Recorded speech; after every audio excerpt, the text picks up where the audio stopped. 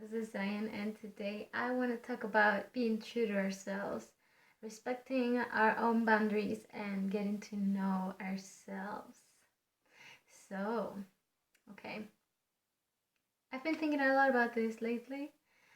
I don't really have a clear plan about what I want to say, so it might sound a little bit all over the place, but if you're interested in this, then you're welcome to listen. Okay, so to me, being true to ourselves means to be committed to respecting our own boundaries. So, how can we respect our own boundaries if we don't know ourselves? So, the commitment is also to get to know ourselves, to never assume that we know everything about ourselves. I mean, there are endless layers to uncover, endless things to get to know about ourselves. And even if we knew everything about ourselves today, we might have to start all over tomorrow because we're constantly transforming. So, being in a state of open curiosity towards ourselves, who we are, what we want, what our personal truth and our personal values are, that allows us to see ourselves, that allows us to know how to get to take care of ourselves, how to be true to ourselves. And sometimes there are many shadows, there are many aspects of ourselves that are wounded, and so we operate from that space, and that space is not always in alignment with our well-being, because there are so many adaptations, so many coping mechanisms, so many strategies for survival that we've developed and that we're unaware of, that we get confused about what it is that we truly want. We get confused about who we really are and what we really stand for. So the thing that has helped me personally the most, it has been to first get to know these shadows, these aspects of myself, and look at whatever it is that they need and meet those needs. To see if there's safety that's lacking in my life, or maybe my inner child needed safety, so then I find ways to prioritize safety in my life when I make decisions. Or maybe I need connection, or maybe I need appreciation, or maybe I need whatever, freedom.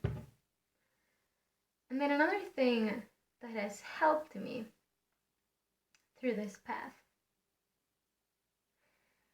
it has been to tune in with my heart.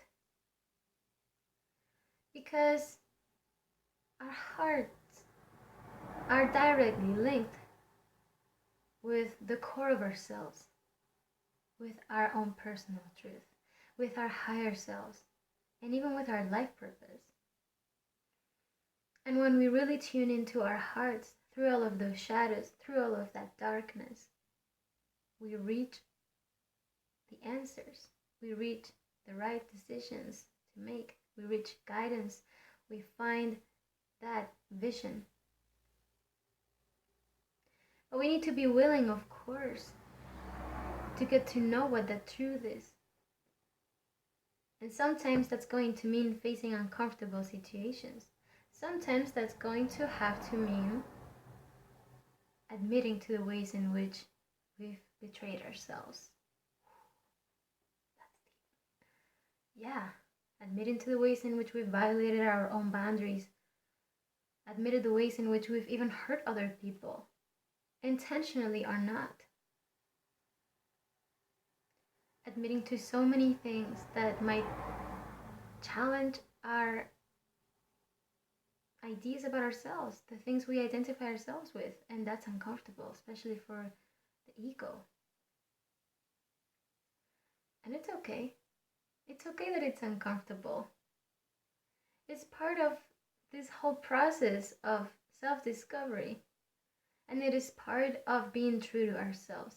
We have to be willing to get a little bit uncomfortable if we want to be at peace long term. If we want to create long-lasting results of joy. If we want to truly create a strong foundation for ourselves and our lives. There might be opposition there might be conflict. It's okay if there is conflict. See, I don't believe in putting other people first, because that's a very limited and just distorted way of thinking. Because if we understand that we're all one, how can it be loving to exclude ourselves from the world and to always want to take care of everybody else but ourselves, when it's not necessary to ever abandon ourselves in order to love other people? We are part of everybody else. How could it be okay to choose other people's comfort over our well-being? What we need to understand is that when we align with our truth, when we align with our highest good, and that causes conflict, that is divine intervention for other people too. It pushes them into their highest good, into their path, to get in alignment with their purpose, with their plan. It pushes them towards seeing their own truth, seeing what's their integrity, learning about themselves.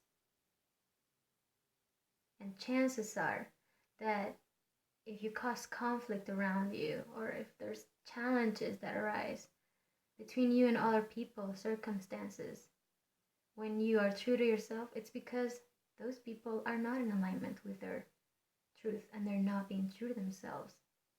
So it is in fact the greatest gift that you can offer the world.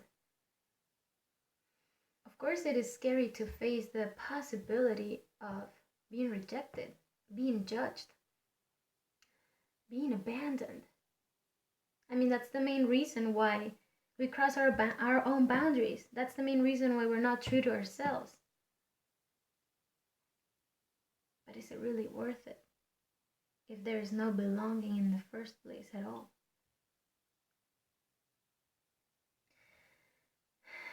You know, I wrote this thing today on my journal that I really liked, and I want to share it with you.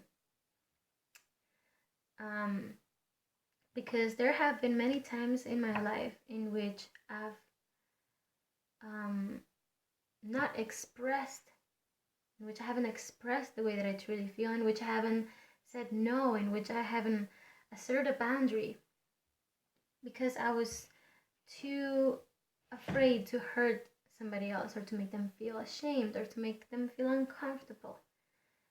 But I just got to a point, well, I got to this point a while ago, but this is like spiral. We're always revisiting those same patterns, right? Well, I reached a new level of commitment, let's say. And I was thinking about how now I can risk hurting other people in the process of asserting my boundaries, even if that's not my intention. But what I can't risk is to put my well-being at risk, is to not take care of myself, to abandon myself. That is something that I simply can't risk. I'm gonna live with myself every day of this lifetime. And I think it's better that we learn to have a good relationship with ourselves because of that reason. Otherwise, what happens, it's like living with an abuser. Of course we're in pain. And you know, we can only expect the same reflection from the world, because that's how it works here on Earth with the law of attraction. I mean, the moment we violate our own boundaries, the moment we're not willing to prioritize our well-being, that's reflected externally. We run into people, we attract people into our lives that are also not willing to take our best interest as their own. They're gonna be selfish.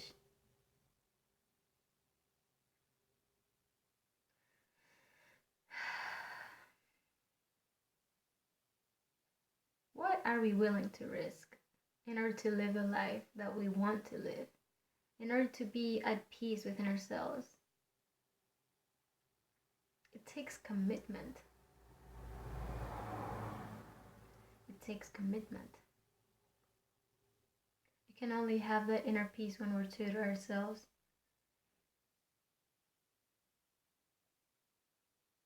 Under no circumstances should we have to neglect ourselves.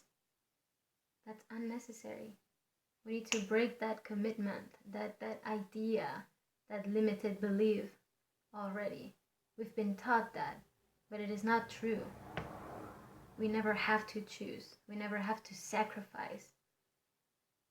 We never have to put ourselves in the corner or in the back seat. We never have to be the second choice when it comes to taking care of ourselves. We never have to be secondary.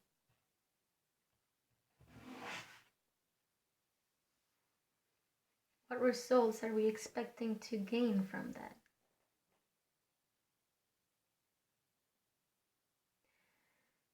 So this is my invitation for you. Of course, everybody experiences life completely different, and we all have different priorities and different ideas. But personally, this is the thing that has helped me transform my life the most. To be truly committed to loving myself. To be truly committed to get to know myself. To be true to myself. Even if sometimes that means going through uncomfortable moments. You just can't compare those uncomfortable moments or those uncomfortable times with the pain, the torture that you will have to endure if you don't commit to taking care of yourself. And that's what I've learned over and over again. So I hope that this maybe inspires something or resonates with you. Maybe you need it as a reminder. Thank you so much for being here. Feel free to share this message. If you would like to book a private psychic reading with me, contact me because I'm available at the moment. And I hope that you're having a beautiful day, and I hope that you're taking care of yourself. Thank you. Sending you so much love.